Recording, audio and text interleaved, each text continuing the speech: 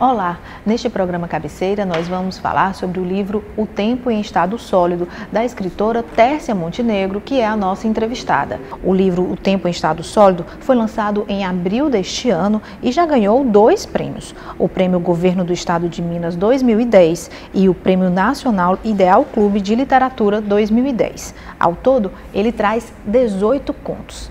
Esses 18 contos, Tércia, tem um assunto que permeia todos esses contos? Como é que é assim? Alguns dos contos têm uma linha condutora, a partir do relacionamento de 2 casais que vão passando por problemas, reencontros, idas e vindas, mas não seguem um percurso cronológico necessariamente. Então, há uma certa fragmentação no enredo dessas histórias amorosas, né? O leitor vai encontrando, à medida que lê, os impasses desses relacionamentos ao longo das páginas. Mas além dessas histórias dos 2 casais, né, há também contos que são individuais, sobre outros personagens, com outros temas, outros sofrimentos também. Mas sofrimentos são relacionamentos de casal ou relacionamentos, esses sofrimentos, eles são a respeito de quê? São sofrimentos assim que, sobretudo em relação ao convívio com o outro, né? Como se fazer entender pelo outro, como ter essa, vamos dizer, harmonia numa relação, qualquer que seja a relação, não apenas amorosa, uma relação profissional, de amizade, né?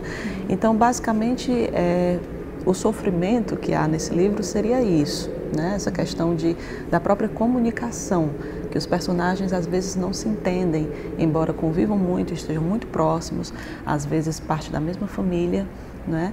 Mas eles têm algum tipo de afastamento, cada qual está num universo muito próprio, não há palavras suficientes para passar para o outro o que se sente, o que se pensa, né? Então aí a partir daí há outros sofrimentos assim de cunho mais voltados para a solidão ou para temas que são quase consequência desse primeiro sofrimento. Mas como você definiria o tempo em estado sólido?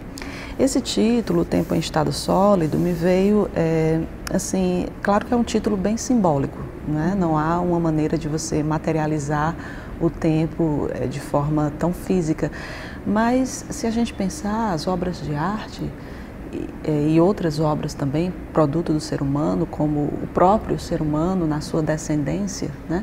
É uma maneira de solidificar o tempo, quer dizer, de fazer com que essa vida nossa, que é tão efêmera, que é tão rápida, se preserve um pouco, né? Então, essa ideia de solidificar, de dar uma maior certeza, uma maior permanência a uma coisa que é tão fugaz, a própria vida, os atos, os fatos, né? É uma grande preocupação minha, né? Quer dizer, como o tempo, não só minha, né? Acho que a maioria das pessoas se preocupa com isso, com a rapidez com que os dias passam, os meses passam e de repente o que é que a gente deixa no mundo, né? O que é que a gente fez de sólido, de relevante para a humanidade, para o mundo, né? Então eu acho que cada obra de arte, que cada feito da gente é uma maneira de solidificar, uma maneira de colocar uma pedra, alguma coisa que pode não ser eterna, mas que pelo menos é um pouco mais concreta. Mas isso você está falando do título, né? Sim, do título, exatamente. Aí os personagens, dentro desses movimentos de vida que eles têm, eles vão também nessa tentativa de solidificar alguma coisa, solidificar uma relação, solidificar uma profissão, né? Sempre esse esforço de fazer com que a coisa permaneça, mesmo que de maneira ilusória. Porque no fundo nada permanece. Eu te perguntar assim, como é uma curiosidade, né? Fazer um livro desse, demora quanto tempo? Você vai fazendo os contos aos poucos e depois pega e junta por assunto? Como é que foi, assim, de repente, chegar até ele? No caso do livro de contos, como são várias histórias, assim, o método de organização é um pouco esparso mesmo, assim, vou escrevendo um conto aqui, outro ali e tal. Há muitos contos que foram escritos durante esses e que não entraram, né? Quer dizer, há uma triagem que eu acho que o próprio autor deve fazer realmente em termos de qualidade ou em termos assim de harmonia entre os contos, né? Até o foco narrativo, por exemplo, eu vou escolher um livro de contos que tenha um único foco narrativo, em primeira pessoa, em terceira, ou eu vou misturar. Então, são escolhas quanto ao tamanho dos textos, tudo isso tem que criar um certo equilíbrio no livro, né? Não pode haver desníveis muito bruscos. Então, há outras histórias que foram feitas durante o período em que eu fiz essas, mas que não entraram no livro porque eram estranhas a esse conjunto, destoavam, né?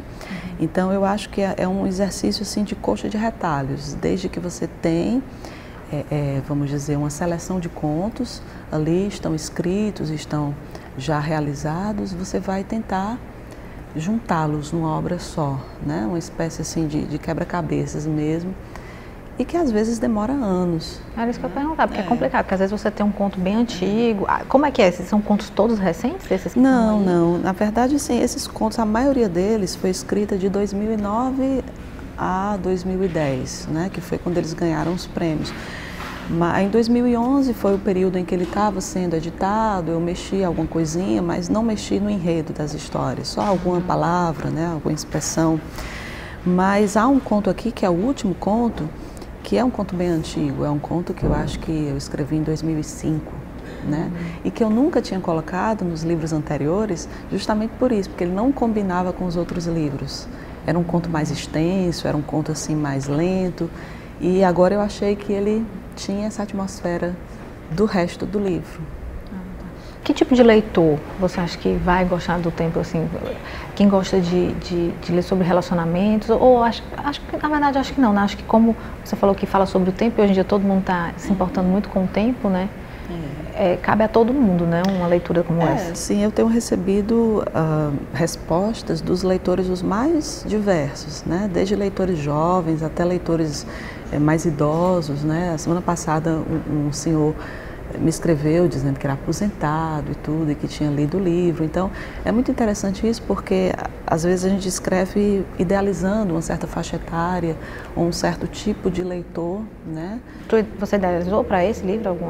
Eu acho que a gente sempre idealiza no sentido de que talvez agrade a uma pessoa que tenha mais ou menos os mesmos interesses que eu, né? Vamos dizer, é um livro que coloca muita coisa de mim. Então, talvez as minhas preferências por arte, por os meus pensamentos, assim, combinem com os pensamentos de outras pessoas, e essas pessoas seriam os leitores ideais, os leitores que iriam realmente fruir, se divertir com o livro, né?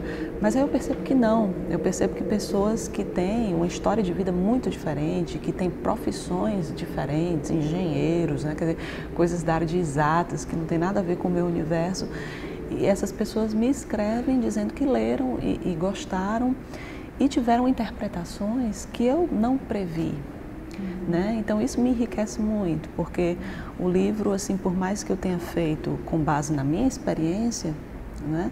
Mas ele serve para a experiência do outro que não é minha, ele dialoga a uma distância muito grande. A questão da referência. Quer dizer, ele é aproveitado por pessoas as mais diversas. Isso em todos os teus livros? Aconteceu isso? Ou mais nesse, sim, de repente? Não.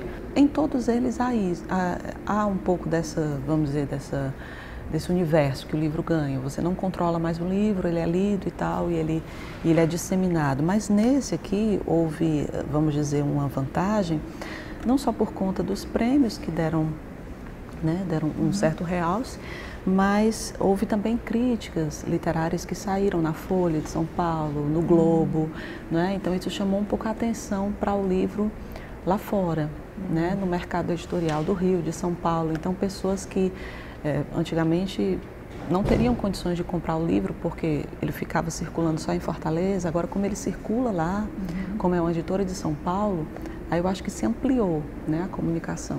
Este é o teu primeiro livro que você lança digamos, no mercado nacional, como editora de fora, ou não? Na verdade, o segundo, que foi o Linha Férrea, também saiu por São Paulo. Certo. Né? Esse é o quarto livro de contos, aí... É o segundo que lança por São Paulo. É porque você falou dessa questão de circular mais em Fortaleza, mas esse foi o que ganhou a maior repercussão, então, digamos assim. Acho que sim, porque o segundo, Linha Férrea, ele foi lançado numa coleção que era daquela revista Cult, de literatura, né? Então, como ele estava atrelado a uma revista, eu acho que ele, vamos dizer, atraía muitos leitores daquela revista, que era uma revista de literatura, uma revista de artes, e esse está mais independente, assim, ele, vamos dizer, atrai leitores de todos os tipos, não só aqueles que já leem literatura, né? Ficou um livro um pouco mais solto. Mais livre. Mais livre, é. Para finalizar, como é que foi essa questão da editora de São Paulo, assim? Como é que é juntar, manda para a editora tem interesse, como é que foi isso, assim? As editoras do eixo Rio e São Paulo são muito procuradas, justamente por conta dessa distribuição que é melhor lá, né? Que é mais fácil.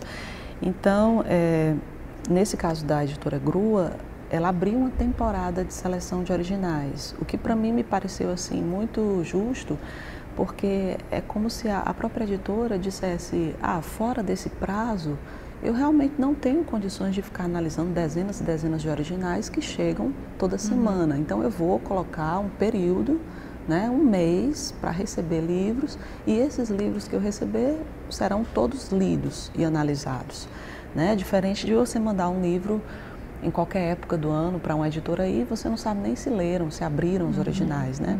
Então, nesse caso, havia essa certeza, havia essa segurança, temporada de seleção de originais. E aí, o livro passou por várias etapas de seleção. Primeira seleção, segunda seleção, parecia concurso de Miss, né? Quer dizer, você foi para a segunda fase, você foi para a terceira fase, e a cada fase... Quantas fases? Foram 4 fases. A cada fase ficavam menos livros, né? E aquela angústia, nossa, será que vai para a final, né? E aí, quando chegou na fase final, aí foi aquela grande felicidade, né? Quer dizer, foram 4 livros que eles selecionaram do país todo, 2 livros de contos, o meu e o de outro rapaz, e 2 romances. Aí essa coleção, inclusive, tem uma capa muito parecida, né? Os outros livros da coleção têm uma textura também, assim, né, de madeira, dupla cor, né? Então é como se fosse realmente uma coleção que eles criaram. Tá. Onde que a pessoa pode comprar? Tá? Em qualquer livraria aqui? Como é que está essa questão? Nas maiores livrarias, está na Cultura, né, na Saraiva também. E também é possível comprar pelo site da editora Grua, né, que é editoragrua.com.br. Tá certo. Muito obrigada, Tessia, por participar do Cabeceira. Essa foi a Tessia Montenegro, autora do livro O Tempo em Estado Sólido. O Cabeceira fica por aqui.